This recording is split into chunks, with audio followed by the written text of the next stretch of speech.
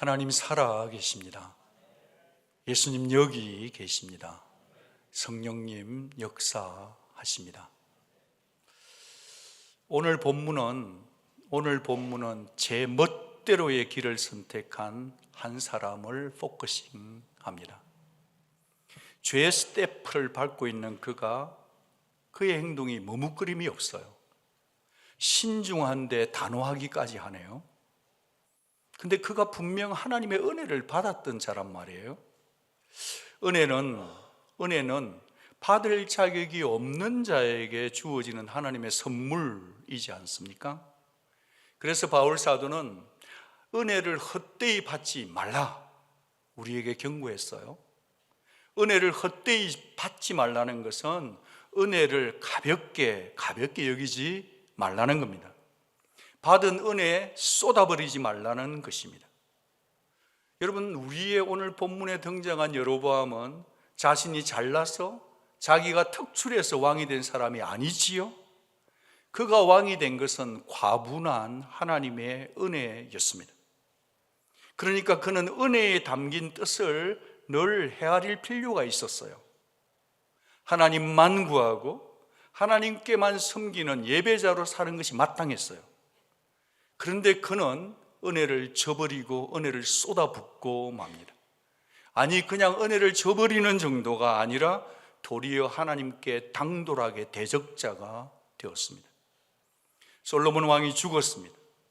과연 선지자의 예언대로 이스라엘 나라가 두동강이 날 판이에요? 솔로몬의 아들 르호보암이 왕이 되었습니다. 기다렸다는 듯이 열 지파에 있는 동맹의 대표자들은 지금 솔로몬이 무서워서 피해가 있던 여로보암을 불러옵니다.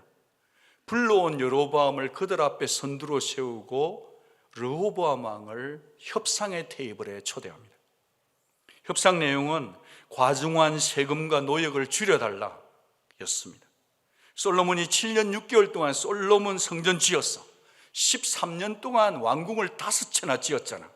통치 말년에는 자신의 부귀 영화를 위해서 백성들을 혹사시키고 고역을 시켰잖아.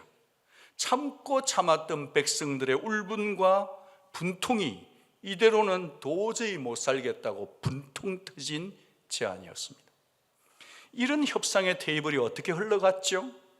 젊은 르호보암 왕은 젊은 사람들 내각들의 말을 듣고 오만한 이들의 조언을 따라서 그 초청을 딱 싹둑 잘라 거절해 버렸잖아요.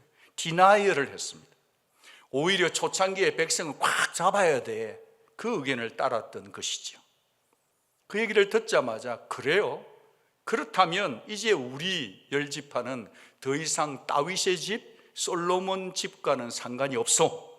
백성은 분통을 터뜨리며 다윗의 집에 등을 돌리고 떠나가mes습니다. 떠나가서 그 열 지파는 여로보암을 초대왕으로 세우고 북이스라엘이 건국된 겁니다. 그리고 오늘 본문이 이어지고 있어요. 이 여로보암 왕은 먼저 수도를 정비했습니다. 모든 다른 왕들이 그렇게 하는 것처럼. 그리고 군사력을 강화시키기 위해서 방어성을 구축했어요. 상당히 괜찮았습니다. 상당히 괜찮았는데 갑자기 여로보암의 마음에 이런 생각이 들어온 겁니다. 여로보암 속에 염려가 들어오는 거예요. 염려할 이유가 없는데 불안이 들어온 거예요. 불안할 이유가 없는데 들어온 것입니다. 그의 마음에 스스로 이르기를 나라가 이제 다윗의 집으로 돌아가리로다, 돌아갈지도 몰라, 그러는 것입니다. 여러분, 이때는 돌아갈 이유가 없는 상황이었습니다. 자기는 10집 하나 가져 있고 더 힘이 있었던 갑질이었거든요. 그런데 남과 북으로 나뉘어지건 말건 분명히 이스라엘 백성들은 남자라면 누구나 예외 없이 예루살렘에 있는 성전으로 찾아가서 예배드려야 했어요. 구약시대의 이스라엘의 남자들은 3번 적어도 유월절, 맥추절, 초막절에는 반드시 예루살렘 성전에 가서 하나님 앞에 얼굴을 보여야만 했습니다. 율법이었어요. 여로보암이 생각하는 겁니다. 생각하는 거예요. 사실도 아니에요. 팩트가 아니에요. 아마 가면 필시 크고 화려한 솔로몬 성전의 마음이 홀락 다 빼앗길 거다. 그러면 백성들의 마음, 민심이 남쪽 왕에게 흐를 거다. 여로보암의 멘탈이 복잡해지기 시작하는 겁니다. 급기야 생각하기를 이 백성들이 나를 배반할 거야, 배신 때릴 거야, 그리고 그들이 나를 죽일지도 몰라. 극단적 가불 염려를 하고 있는 것입니다. 원래 배신을 해본 사람은 배신 당할까를 늘 염려하고 살죠.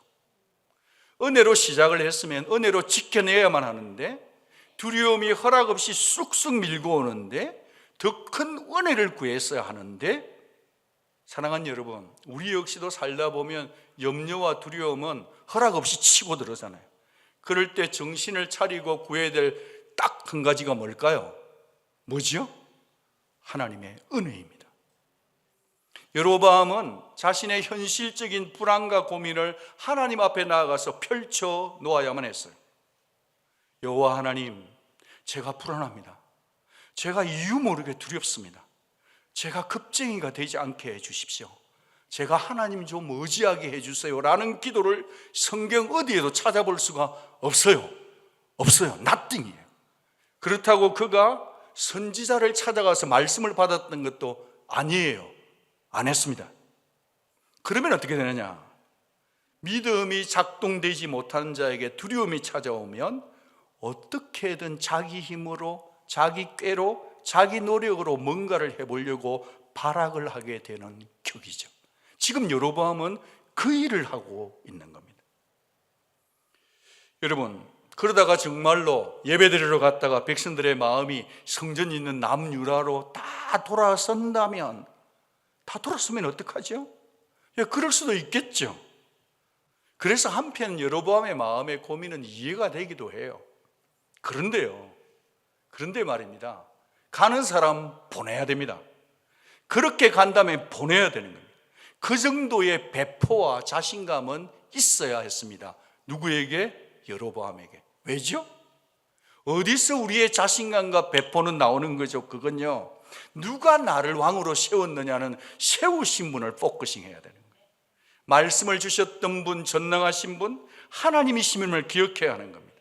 그분이 나의 집을 경고케 해주겠다 하셨으니 그분을 믿어야만 했었죠. 여러분, 사람이 하나님의 약속을 믿지 않으면 필요 이상으로 민감해집니다. 필요 이상으로 왕권에 집착할 필요가 없는 일을 하고 있는 겁니다. 도리어 여로보암은 좀 느긋하게 말이죠, 하나님께서 어떻게 일하실지를, 하나님의 일하심을 지켜볼 수도 있었지 않겠습니까? 어떻게요? 하나님을 제대로 신뢰하기만 했다면 말입니다. 이 여로보암이 한 걸음 더 나아가서 이스라엘을 향하신 하나님의 큰 그림, 패노라마를 좀 볼 수 있으면 하나님의 뜻을 헤아릴 수도 있을지도 모르겠어요. 분명히 그는 들었었거든요. 열왕기상 11장 39절, 솔로몬의 죄로 인해 내가 너에게 10지파를 주기는 하는데 영원히는 아니니라.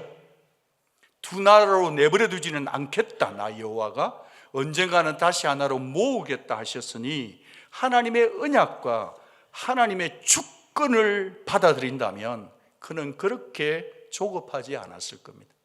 그는 그렇게 불안하지도 않았겠죠. 그렇게 조급하게 반응할 필요도 없었겠죠. 어떻게요? 하나님의 절대 주권을 잠잠히 신뢰하니까 말입니다. 지금 이 시간에 혹시 여러분 중에서 불안하고 두려운 분이 계시면 하나님의 절대 주권을 잠잠히 신뢰하는 영으로 마음을 평안케 하시기를 주의 이름으로 축복합니다. 마침내 여로보암은 하나님의 눈에 간 큰 짓을 합니다. 치명적인 실책을 실행합니다. 이에 계획하고 두 금송아지를 만들고 무리에게 말하기를 너희가 다시는 예루살렘에 올라갈 것이 없도다. 이스라엘아, 이는 너희를 애굽 땅에서 인도하여 올린 너희의 신들이라 하고 하나는 베델에 두고 하나는 단에 둔지라. 같이 읽습니다. 그 일이 죄가 되었으니 이는 백성들이 단까지 가서 그 하나에게 경배함이었더라. 여러분, 우리는 이 말씀을 보면서 부패한 인간의 사악함의 본질을 꿰뚫어 볼 수 있어야 합니다. 그리고 하나님의 진노의 불길을 느낄 수 있어야 합니다. 거기다가 가짜 성전을 만들었어요. 산당을 만들었죠. 거기다 가짜 신을 만들었으니 금송아지를 만든 겁니다. 그리고 협상을 하는 겁니다. 멀리 갈 것 없다. 여기서 제사해라, 예배해라, 그래도 돼라고 유혹한 겁니다. 여러분, 이게 여로보암이 그냥 충동적으로 자고 일어나서 바로 한 걸까요? 아니에요. 어떻게 할 수 있죠? 이에 계획하고라고 되어 있기 때문입니다. 성경이 지금 여로보암이 이것을 계획했다고 말합니다. 이것은 정말 치밀하게 심사숙고하게 머리 쓴 것을 말합니다. 여기 계획하고의 원어의 뜻은 서로 의논하다는 것입니다. 혼자 한 일이 아니라는 것입니다. 주변 사람들과 함께 상의한 결정이란 것입니다. 이렇게 본다면 솔로몬의 아들 르호보암이 자신의 참모진과 함께 잘못된 길로 갔던 것처럼 여로보암 역시도 자기 혼자가 아니라 주변에 있는 사람들과 함께 잘못된 실책을 했던 것입니다. 과거의 실패를 반복하는 인간의 모습입니다. 사랑하는 여러분, 저는 소원이 있습니다. 저와 여러분 모두가 하나님 나라의 비전과 소명을 각자 잘 콱 붙드는 인생들이 되기를 주의 이름으로 축복합니다. 이거는 각자의 몫이 남이 해줄 수 있는 게 아니에요. 자기 마음을 지키기 위한 최소한의 자기 의무는 자기가 지켜야 되는 거예요. 여기서 한 가지 더 생각할 것은 뭐냐? 여로보암과 이스라엘 백성들이 실수와 실패한 것을 거울 삼고 반면교사 삼아서 성도들끼리도 말이죠, 자기의 소명을 잃지 않도록 서로 의논하고 서로 계획하고 서로 기도해 주면서 붙들어 주는 일이 필요합니다. 그게 교회 공동체예요. 이 서로를 붙들어 주는 하나님의 눈동자 앞에서 붙들어 주는 것을 포기하는 순간 여로보암처럼 나라와 공동체는 타락하는 것은 정말 순간이며 그 타락에 이르는 것은 필연적 결론입니다. 이 여로보암 그가 종교적 상징으로 선택한 황금 송아지는 파워포인트를 보시면 애굽의 우상 아피스입니다. 이 아피스는 날개가 달려있는 황금 송아지 모습입니다. 이걸 어디서 자기가 보았을까요? 여로보암이 애굽, 이집트에 도망쳐 가 있을 때 자신으로 본 것을 그대로 가지고 와서 만든 것입니다. 그래서 사람은 보는 것이 중요한 것입니다. 사랑하는 여러분, 이 본 것을 어디다가 세웠는지를 파워포인트를 한번 보시면 좋겠습니다. 이 황금 송아지를 위쪽으로는 어디로 갔냐면 여기가 단입니다. 북쪽 이스라엘의 끝입니다. 그리고 남쪽에 또 하나를 세웠는데 그건 어디 세웠죠? 벳엘에 세웠어요. 이 벳엘이 여기가 예루살렘 성전이 있는 곳인데 가장 가까운 곳에다가 세웠습니다. 왜 세웠죠? 왜 하이브리드로 단과 남쪽 끝까지 세웠죠? 목적은 하나예요. 백성들이 예루살렘에 가서 여호와 하나님을 섬기지 못하도록 자기 정치적 파워, 자기 다이너스티를 경고케 하기 위한 정책이었습니다. 실책입니다. 사람들이란 원래 그래요. 자기의 목적을 위해서는 이렇게도 할 수 있다는 겁니다. 자, 그러면서 아니 어리석은 것도 어느 정도지 어떻게 금송아지를 보고 하나님이라고 믿냐? 이런 의구심이 막 올라오지 않습니까? 그러면 여로보암은 어떻게 백성들의 마음을 콱 사로잡았을까요? 그것은 황금 송아지의 이 모양이 지성소의 언약궤에 있는 그룹의 날개와 비슷한 모습을 하고 있다는 겁니다. 닮았다는 겁니다.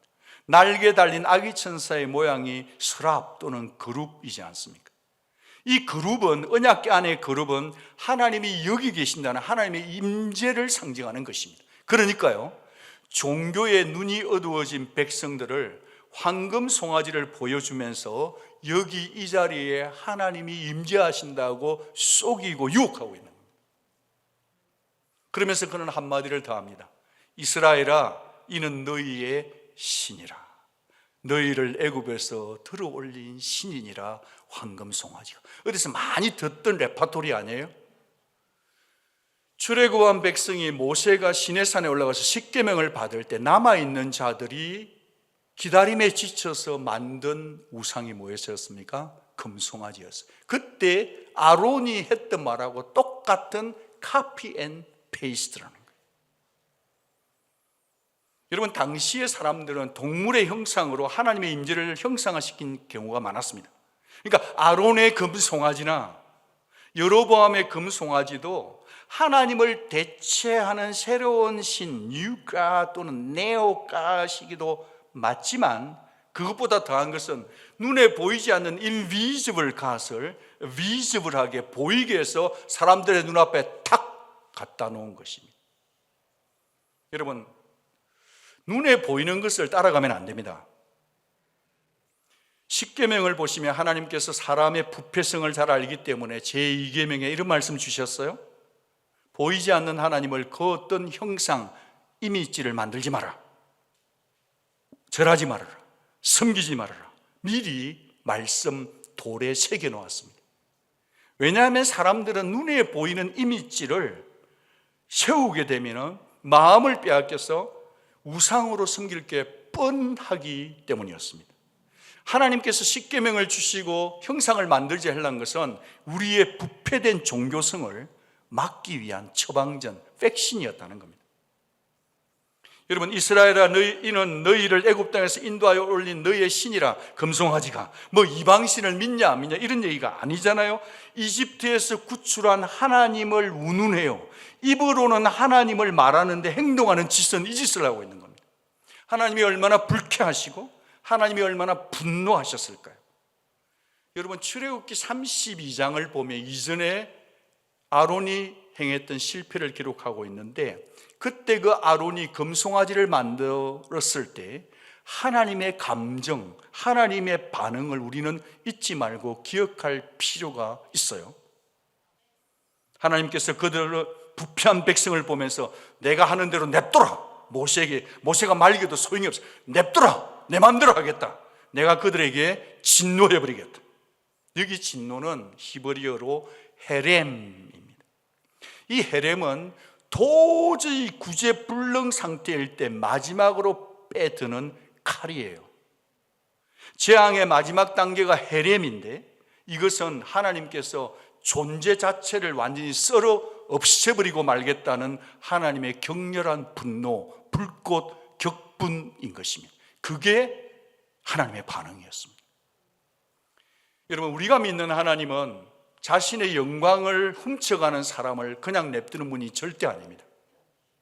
자신의 권력을 위해서 값싼 종교 시스템을 만든 여로보암이나 처음에는 응거주천 망설이다가 이래도 되나? 이러다가 이것도 괜찮네, 편안해, 세속화 되어버리는 백성들은 하나님의 진노를 피할 길이 없었습니다. 여러분, 우리가 믿는 하나님은 우리의 생각에서 시작된 죄가 행동으로 드러날 때까지, 우리에서 생각에서 시작된 죄가 행동으로 액션되기 전까지 몇 차례 반드시 경고를 하십니다. 너 그러지 마라. 너 그러면 안 돼. 너 그러면 큰일 나라고 하실 때, 주님이, 하나님이 성령 안에서 말할 때 우리는 말씀과 환경을 통해서 찔림 주실 때, 아, 하나님이 날 사랑하시는구나, 내 영혼을 아끼셔서 나를 경고하는 사인인 줄 알아채리고 받아야 될 줄로 믿습니다.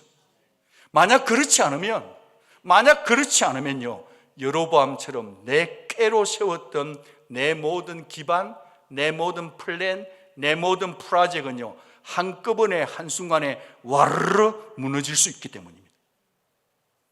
여로보암처럼 은혜로 세워주신 하나님께 자신이 잘났어도 아니에요, 똑똑했어도 아니에요. 은혜로 세워준 하나님께 겁없이 당돌한 대적자 인생으로 전락할 수 있고 추락할 수 있기 때문입니다. 여러분 혹시 남자분들은 한 번씩 UFC에서 링 안에서 이렇게 피 터지게 싸우는 거 한 번씩 볼 때가 있잖아요. 사람과 사람이 싸우면 아무리 세계 최고라도 하나도 안 맞고 저 상대방을 낙다운 시키는 법은 없어요. 사람끼리는 좀 주고받을 수 있어요. 상처도 내고 치고받고가 되는데 사람끼리는 괜찮아요. 근데 사람이 하나님하고 붙는다? 답이 없습니다. 사람이 하나님의 대적자가 되면 완전히 실패할 수밖에 없는 인생이 됩니다. 완전히 무너질 수밖에 없는 인생이 되죠. 타락할 수밖에 없는 인생이 되고 맙니다. 이 사실을 우리 가슴에 새기기를 원해요. 자, 그러면 이제 내 신앙을 내 멋대로의 선택이 아니라 바른 길로, 정도로 가기 위한 두 가지 당부를 저 자신과 여러분에게 나누고 싶습니다. 첫째로는 제 멋대로의 신앙에서 돌이키려고 하면 은혜로 온 길, 더 큰 은혜를 구하십시오. 은혜로 달려온 길, 더 큰 은혜를 간구하시기 바랍니다. 여러분, 교만하면 은혜는 말라버립니다. 더 큰 은혜는 겸손한 자에게만 주어지죠. 혹시 여러분 가운데 지금 불안하고 두려운 일이 있습니까? 그렇다면 지금은 내 잔머리를, 장깨를 의지할 때가 아닙니다. 하나님의 도우심을 구할 때입니다. 지금이야말로 하나님의 이름을 부르기를 작정해야 될 때입니다. 여러분, 하나님은 애굽 땅에 있을 때부터 나는 내 하나님 여호와라 하셨단 말이에요. 그러니까 그들이 잘 알지 못할 때, 분간 못할 때부터 하나님은 이스라엘 백성의 하나님이셨습니다. 아멘이시죠? 바로 그 하나님이, 우리가 하나님을 알지 못할 때부터 우리의 하나님이 되신 하나님은 지금 우리의 하나님이시요 주인인 줄 믿습니다. 그런데 입으로는 하나님을 주인이라고 하면서도 우리의 삶 속에서는, 내 마음 속에서는 내 눈에 좋아 보이는 것에 나의 시간을 다 쏟아붓고 있다면, 내 눈에 좋아 보이는, 내 마음에 드는 것에 물질을 다 주고 있다면, 내 마음에 드는 어떤 내 눈에 끌리는 대로 에너지를 다 쏟고 있다면, 여러분, 내 눈에 좋은 것에 마음을 다 빼앗기면 그 좋았던 것이 나를 질질질 끌고 갑니다. 내 시간을 끌고 가고, 내 은사를 끌고 가고, 내 물질도 끌고 가요. 그러면 누가 가장 슬퍼하시느냐? 우리를 죽기까지 사랑하신 하나님, 예수님 성령께서 근심하십니다. 저는 우리 온누리 가족과 저 자신이 2025년을 살아갈 때 하나님의 성령을 근심시키지 않는 철든 인생들이 다 될 수 있기를 주 예수 이름으로 부탁합니다. 여러분, 제가 읽었던 책 가운데 존 화이트의 책 중에 The Golden Cow라는 책이 있습니다. 한국에서는 금송아지 예배자로 번역이 되었어요. 그 컨텐츠, 그 내용을 우리가 한번 하나님이 나 자신에게 들려주는 음성처럼 신중하게 같이 한번 들어봐 주시면 좋겠습니다. 하나님이 우리 때문에 슬퍼하신다는 말을 들으면 이런 의문이 스친다. 하나님이 버림받으셔서 괴로워하시는 게 과연 가능한 이야기인가? 하나님은 우리에게 아무리 많은 것을 다 주신다 해도 그분에게는 부족함이 생기는 일은 없다. 그분은 스스로 완전히 만족하시는 분이시다. 그러나 그분은 우리 때문에 고통을 느끼시며 그리움에 사무쳐서 우신다. 그분은 그분의 고통을 외면하는 교회, 그분의 눈물 젖은 눈을 들여다보기를 거부하는 교회, 전에는 그분을 향해 불타는 사랑을 느꼈지만, 같이 한번 읽어주시겠어요? 이제는 어색한 냉랭함만 느껴지는 교회를 향해 우신다. 그분의 고통은 자신 때문에 괴로워하는 고통이 아니라 타락한 백성 때문에 괴로워하는 고통이다. 바라기는 저와 여러분이 하나님의 고통과 괴로움을 더하는 인생 되지 않기를 축복합니다. 그러려면 경건한 두려움이 있어야 합니다. 혹시 나 때문에 하나님이 고통받으시는 거 아니야? 혹시 우리 교회 때문에 하나님이 고통받으시는 거 아닐까? 이런 경건한 두려움의 의식을 가진 성도야말로 예배자로서 하나님께로 계속 돌아올 수 있는 것입니다. 시대가 아무리 바뀌어도 절대 바뀌지 않는 것이 있으니 하나님은 회개하고 돌아오는 전심으로 자기를 찾는 성도를 기다렸다는 듯이 와락 끌어안아주면서 치유와 회복과 죄 용서를 주시는 분, 우리 하나님이신 줄 믿습니다. 그러니 주셔도 되고 안 주셔도 되고 그런 마음으로 하나님을 찾는 것이 아니라 나 이 예배에 하나님의 은혜 주시 아니면 저 죽어요라는 그런 간절함을 가지고 간구하는 자에게 하나님은 언제나 더 큰 은혜, 더 큰 긍휼을 부어주시기를 기뻐하는 하나님이신 줄 믿습니다. 두 번째로, 제 멋대로의 신앙에서 돌이키려고 하면요, 어디서든 참 예배자가 되십시오. 어디서든지 참 예배자로 사십시오. 나의 예배는 과연 하나님의 임재를 의식한 예배인가? 나 아니면 나 중심의 예배인가를 늘 물어야 합니다. 예배는요, 내 마음대로, 내 편한 대로, 내 끌리는 대로 아무렇게나 드려서 되는, 절대로 안 되는 영적 행위이기 때문에 그렇습니다. 다른 것은 내 마음대로 해도 어느 정도 괜찮은데 예배는 내 마음대로 드리면 안 됩니다. 몸이 예배당에 와 있는 게 절대 전부가 아닙니다. 켄 가이어 목사님이 이런 말씀을 하셨어요. 하나님은 영이시기 때문에 예배하는 우리의 몸이 교회를 향해 가는 것이 아니고 우리의 영혼이 하나님을 향해 가는 것이어야 한다는 겁니다. 영적인 존재인 하나님 앞에서 나의 영으로 하나님께 예배해야 된다는 겁니다. 다시 한 번 더 강조하여 말씀드립니다. 성도는 영적인 하나님께 예배하는 자들인데 예배드리러 나왔을 때 하나님이 다 하시도록 가만히 있는 자가 아니라 내 영을 붙들어 흔들어 깨워서 하나님 앞에 내 영으로도 예배하는 자가 예배자라는 거예요. 예배 받으시는 하나님께 초점이 가 있어야 합니다. 눈에 보이는 예배 의식과 찬양 스타일에서 은혜를 찾으려 한다면 그건 아닙니다. 내 메시지 취향 따라 취향 저격에 어느 목사님의 설교가 나한테 좋아라고만 생각한다면 예배 아니에요. 예배는 들으러 오는 것이기도 하지만 드리기 위해서 오는 것이거든요. 사탄은 세상에서만 여러분을 유혹하는 게 아니고 실상은 예배하는 이곳에서 가장 신랄하게 여러분의 영혼을 간섭하고 있는 겁니다. 여러분이 예배드리는 여러분의 영혼이 분산되도록 하는 거예요. 어떻게 하든지 간에 여러분의 시선을 빼앗고자 하는 겁니다. 혈안이 되어 있습니다. 그의 목적은 하나입니다. 예배 중에 하나님 말씀이 내 마음밭에 떨어지는 것을 낚아채어서 말씀이 역사하지 못하도록 빼앗아가기 위해서 있다는 것, 그 긴장감을 가지고 살아야 합니다. 성도가 예배의 은혜를 받으려고 하면 영적 긴장감이 필요합니다. 이 경각심이 필요합니다. 그러지 않으면 예배당에 아무리 앉아 있어도 내 순서 할 때나 뭐 좀 하는 것이 볼지 모르지만 실상은 사탄에게 말씀을 다 빼앗기고 텅 빈 영혼으로 그물로 돌아갈 수 있습니다. 사탄이 싫어하는 게 찬양 아닐까요? 저는 옛날에 귀신 사역 나가는 걸 볼 때요, 예수 피를 찬양해 귀신이 떠나던데요. 여러분, 우리가 찬양을 1절부터 4절까지 부를 때 4절까지 오롯이 찬양 처음부터 끝까지 오직 찬양 가사에만 몰입이 됩니까? 됩니까? 혹시 찬양하는데도 중간중간 별의별 온갖 잡생각이 여러분을 신방오지는 않습니까?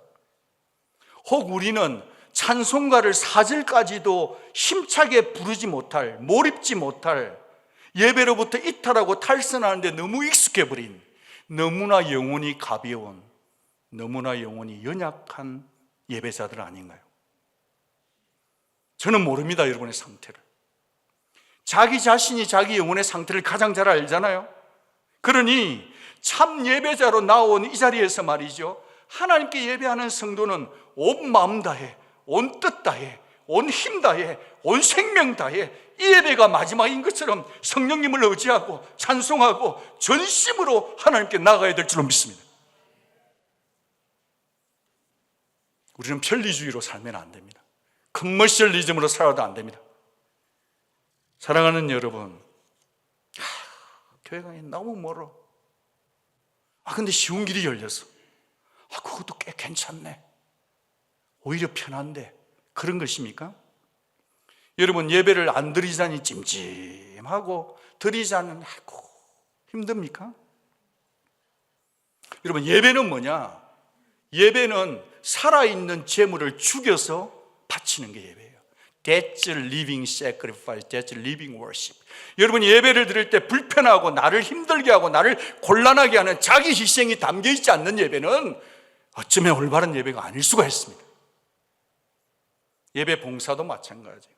내가 순수 맡았을 때는 교회 나오고 순수 안 될 때는 안 나오고 내 편리대로 하고 있다고 한다면, 내가 봉사할 때 내 할 일만 적당히 한다면, 그렇게 해치우는 식으로 우리가 혹시라도 예배를 드리고 있다면 어쩌면 하나님께서 여러분에게 묻지 않으실까요?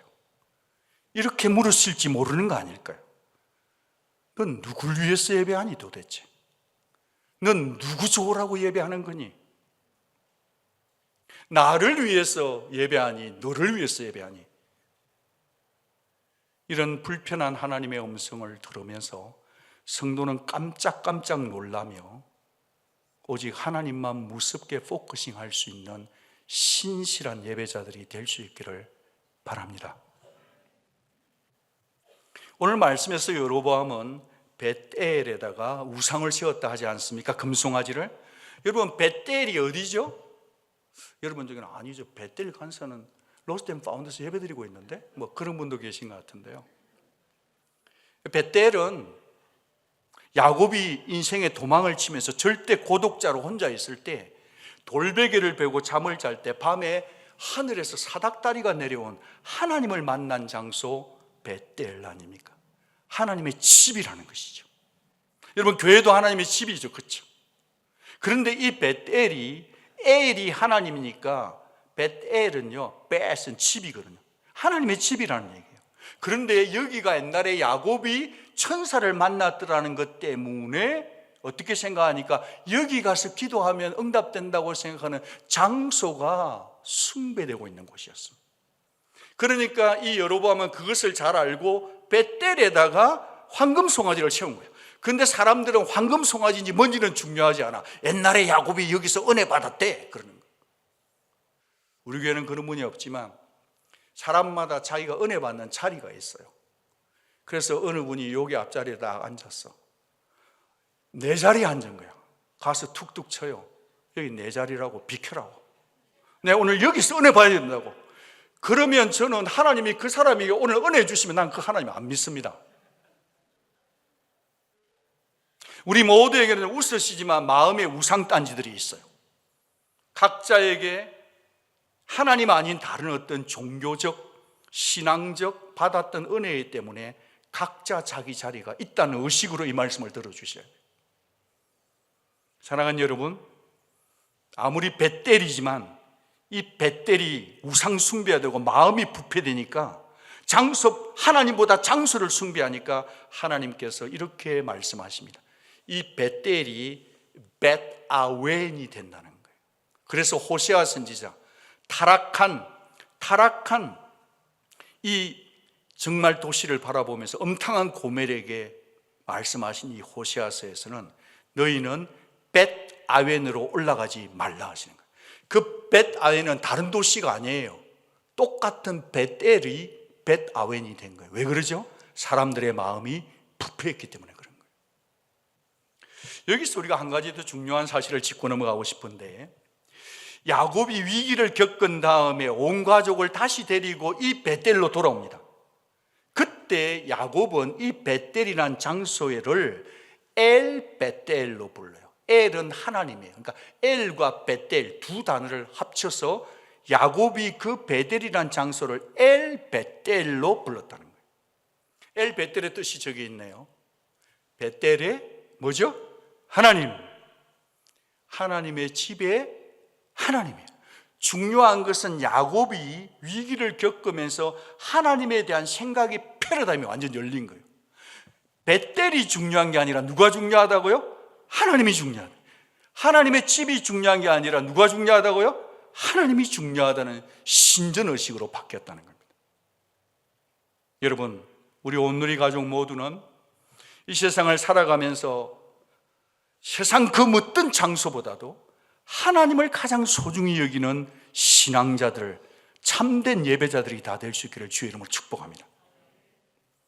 사랑하는 여러분, 아니 주님으로부터 이미 사랑을 받아서 예수를 믿는 여러분, 여러분이 어디에 계시든지 전심으로 하나님을 부르면 바로 그것이 엘베텔이 될 줄로 믿습니다. 주 예수 십자가의 공로로 그 어디서든지 하나님을 만날 수 있기 때문입니다. 가난해지십시오. 겸손하십시오. 목마른 심령으로 하나님을 찾으십시오. 차 안에서도, 가정에서도, 일터에서도, 카페에서도, 산책하면서도 하나님과 우리는 교제할 수 있는 자들입니다. 언젠가 예배 시간에 어느 분의 대표기도 한 줄이 제 마음의 울림으로 남아 있었습니다. 하루를 경배로 시작하고 충성으로 열매 맺게 하옵소서. 그래요. 눈 뜨는 순간부터 우리는 예배자로 살 수 있습니다. 눈에 보이는 것에 내 첫마음을 빼앗기면 안 되겠죠. 일어나자마자 핸드폰을 보면 안 되겠죠. 핸드폰에게 눈길 송기를 주지 말고 하나님께 먼저 예배하기 위해서 어젯밤에 자기 전에 읽은 말씀이 내 삶을 간밤에 묵상하고 일어나자마자 지난밤에 읽고 잔 그 말씀이 나를 깨우는, 나를 잠자는 동안에도 보호해온 그 하나님께 예배해야 되겠죠. 하나님을 먼저 예배하는 온누리 성도들 되기를 바랍니다. 종일 하나님 앞에 신실함으로 반응하며 사시다가 해지는 저녁 하나님 앞에 영광 돌릴 수 있는 우리 모두가 되기를 바랍니다. 그렇게 말이죠. 평범한 일상 속에서 나의 연구실이나 나의 모든 군대나 병원이나 학교나 어디서든지 간에서 일상 속에서 하나님을 예배하는 자야말로, 그런 분들이야말로 이 자리에서 공적 예배를 드릴 때 파워풀한 성령의 임재가 임할 줄로 믿습니다. 우리를 개인이 아니라 교회로 부르신 하나님, 교회 공동체가 함께 드리는 예배 속에는 하나님의 영광이 반드시 임재합니다. 교회가 하나님의 영광으로 모여있는 곳에 있는 데는 하나님이 반드시 필요한 지혜를 주십니다. 능력을 주십니다. 여러분, 언제 아멘 하시려고 그렇게 아끼십니까? 아멘이 그렇게 비쌉니까? 하나님은 평상의 일상생활에서 하나님을 사랑하고 말씀 묵상 살아가는 사람들이 공동체적으로 모인 이곳에는 무조건 주시는 거예요. 은혜를, 무조건 지혜를 주십니다. 순결의 능력을 주시고 거룩의 능력을 주시고 기도 응답을 주시고 죽은 자를 살리는 거예요. 그게 예배예요.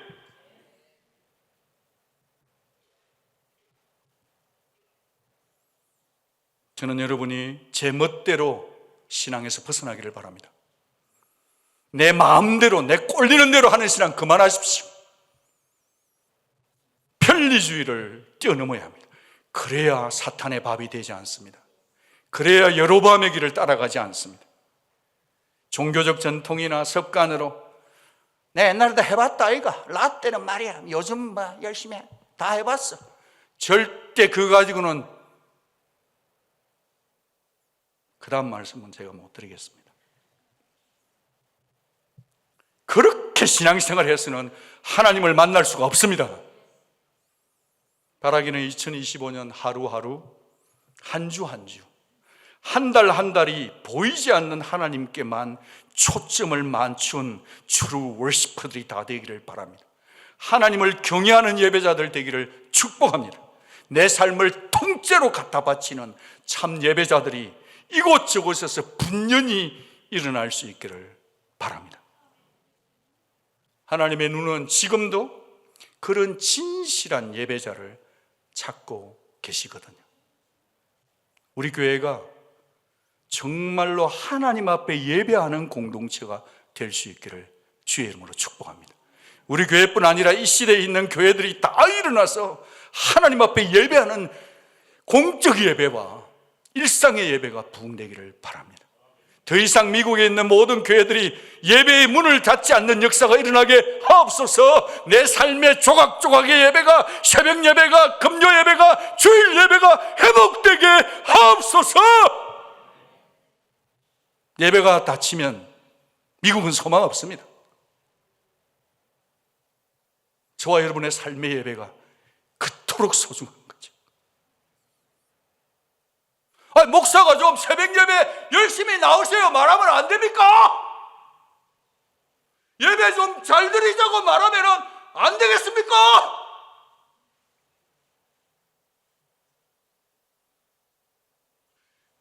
사실은 우리 교회 성도들이 예배 잘 드리거든요. 근데 제가 지금 미쳐가지고 그런 거니까 용납해 주세요. 여러분 동의 안 되세요? 예배 안 드리는 가정, 예배 안 드리는 교회, 예배 안 드리는 언약 공동체, 예배 안 드리는 교회 소망이 있을까요? 죄송하지만 우리 신혼부부가 소망이 있을까요? 없을까요? 없어요. 같이 기도하겠습니다.